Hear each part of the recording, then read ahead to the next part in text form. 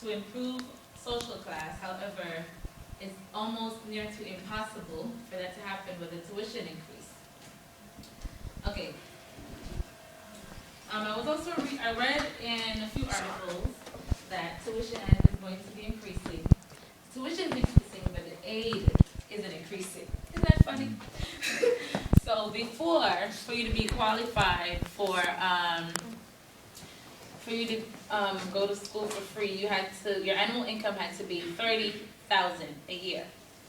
Now you have to make $23,000 a year. Now, $23,000 a year. What can anybody possibly do with that?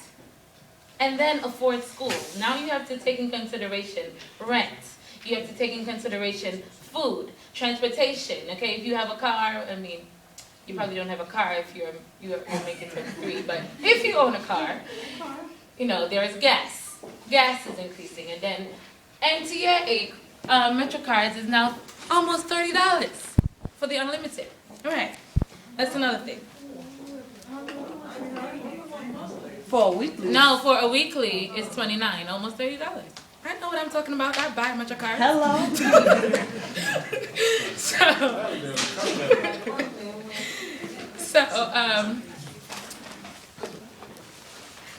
So without higher education, which I'm sure we're all striving for, without higher education, a career will be impossible to attain. And I mean career, a profession, not working, you know, customer service or something where you make like $8 or something, you know, a solid career that you could actually live and survive from.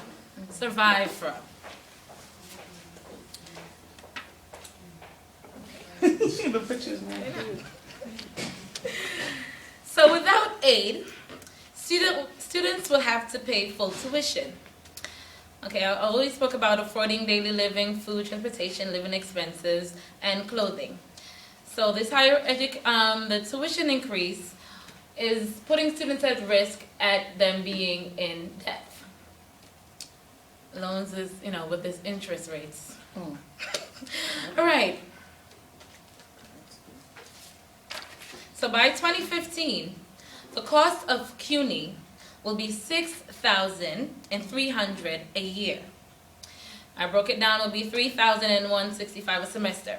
And the maximum tap is remaining at $5,500 for the year. So now you're going to still have to pay some amount of money out of your pocket because $5,500 doesn't cover one semester.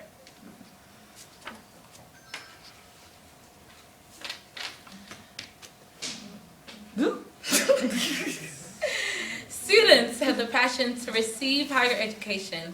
However, the cost forces some to not attend school for a semester because they have to earn a living, and some can't afford to attend because they cannot afford both. They cannot afford to pay rent and afford to go to school. I actually have a friend who stopped going to school because she wasn't able to afford to go to school, and now she's just working. So she's pretty much stuck for a long time because her mom now is actually not even working. So the goal of CUNY was first established so that higher education will be accessible to everyone. And now I guess the standards are being lowered because now we have a tuition to pay, which is increasing. Which will jeopardize the future for a lot of students who are not receiving aid and won't be able to afford tuition. And now we'll have the history of CUNY by Kamisha. That's my introduction.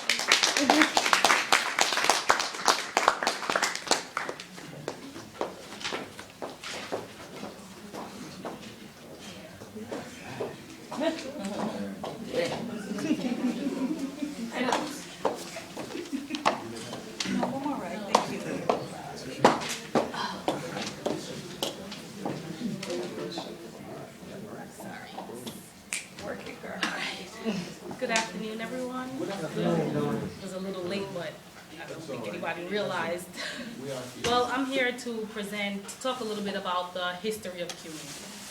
And my thesis is, tuition of CUNY does not depend on economic condition, but it depends on the ideological climate. CUNY was first created by, well, before it was CUNY, it was Free Academy. It was created in 1847 by Townsend Harris, who was a successful merchant and a politician. The purpose that Free Academy, which is City College, before CUNY was established, it was just City College. And before City College was given the name City College, it was Free Academy. Free Academy was created in order to give students the opportunity of higher education without, students who couldn't afford to go to an Ivy League school or didn't come from a wealthy family. So the Free Academy was created in order to let those kids have a chance at having higher education. In 1847, when Free Academy was first introduced, it was an all-male population, but then by 1870, females started going to the school as well, and by the late 1800s, around 1890, immigrants started going to the academy as well. By then, it became City College, which is one of the oldest senior colleges till this day. Later on, schools such as Hunter and Baruch also became a part of the Free Academy, which established CUNY. By 1919, they added on other colleges such as Queens College, BMCC. Those colleges came later on.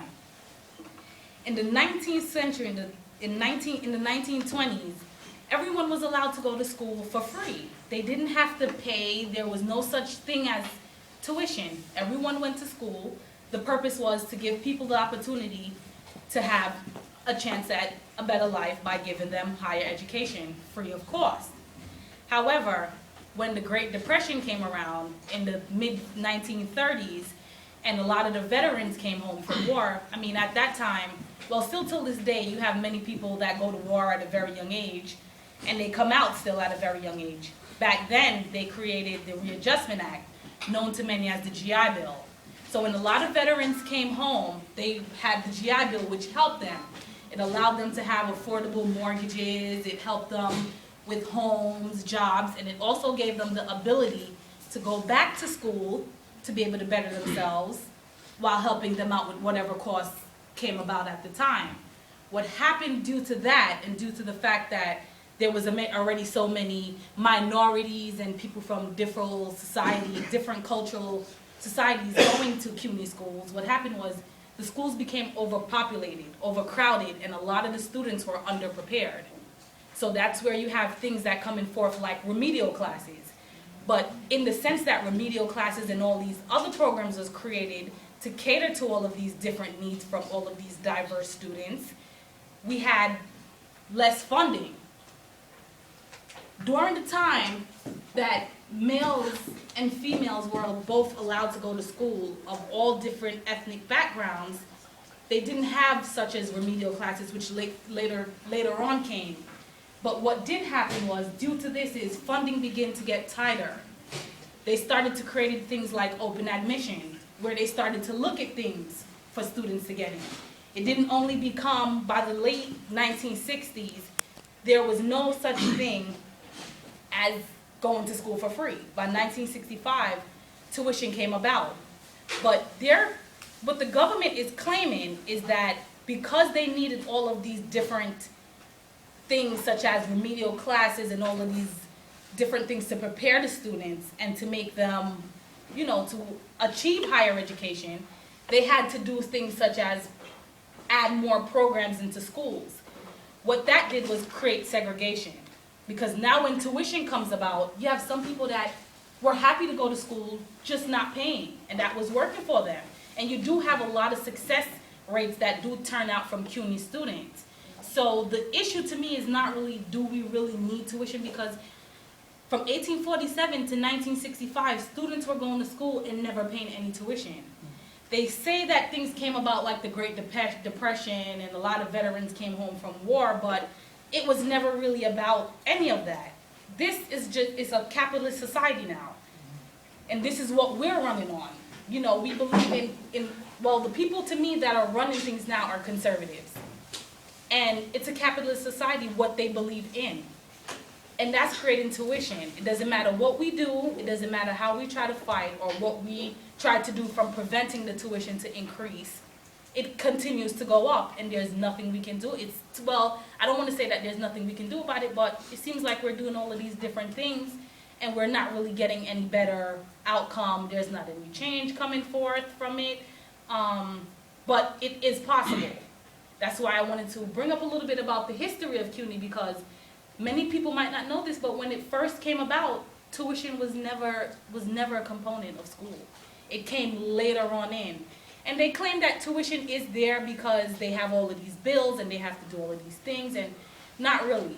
Tuition creates segregation because you have some people who just cannot afford tuition. From me coming to York until now, I've seen a difference within population. Every time the tuition goes up, to me, the population gets a little bit smaller. Or you see more, to me, as I've gone through school in the years, I've started to see more female students, and I've started to see less male students. It's not that this cannot be stopped. We just need to come together, formulate a better plan, which is why it's very important to let everyone know a little bit about the history. We can do this. We just need to come together, make a better plan, formulate it better. And I think that eventually, one day, we can actually get tuition, even if it never comes to the point where it's free, which is what we are aiming for, to be more affordable. It was there at one time, and together we can do it again.